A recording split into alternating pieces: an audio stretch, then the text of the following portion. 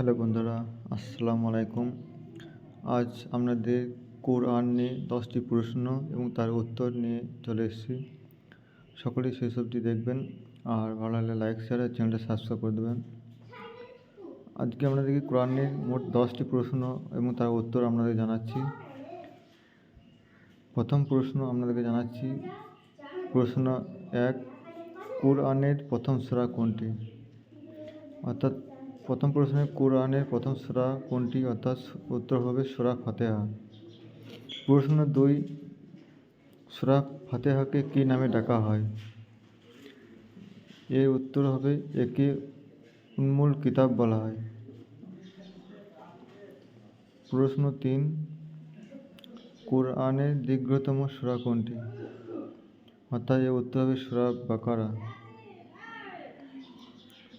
প্রশ্ন 4, সূরা বাকারা পড়লে কী ফজিলত রয়েছে? উত্তর হবে শয়তান সেই ঘর থেকে পালিয়ে যায়।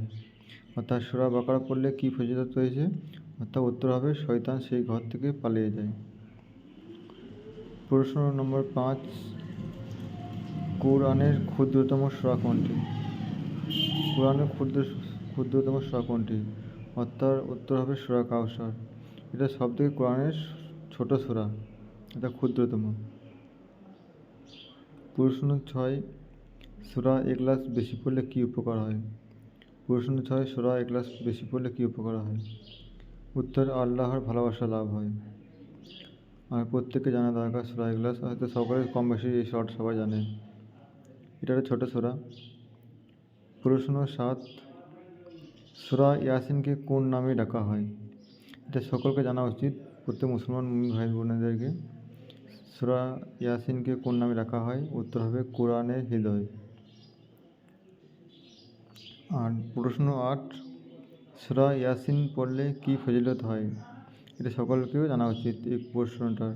তাই এর উত্তর হবে গুনাহ মাফ হয়, দুনিয়া ও আখিরাত সহায় হয়। তাই প্রত্যেক মুসলমান ভাইদের বোনেদের মায়েদের এটা অবশ্যই জানা উচিত। সূরা ইয়াসিন পড়লে কী ফজিলত হয়? গুনাহ মাফ হয় এবং দুনিয়া ও আখিরাত সহায় হয়। প্রশ্ন 9, সূরা আল মুলক পড়ার ফজিলত কী? উত্তর হবে কবরের আযাব থেকে রক্ষা করে। সকলে এটাও জানা উচিত, পড়া উচিত রেগুলার, বেশি বেশি করে, কবরের আযাব থেকে রক্ষা করে। প্রশ্ন নম্বর 10, সূরা কাহফ কোন দিনে পড়া উত্তম? সূরা কাহফ কোন দিনে পড়া উত্তম? উত্তর হবে শুক্রবারে পড়া সুন্নত। সকলে বেশি বেশি করে ভিডিওটা শেয়ার করে দেবেন, ভালো লাইক শেয়ার করে দেবেন। ধন্যবাদ সকলকে।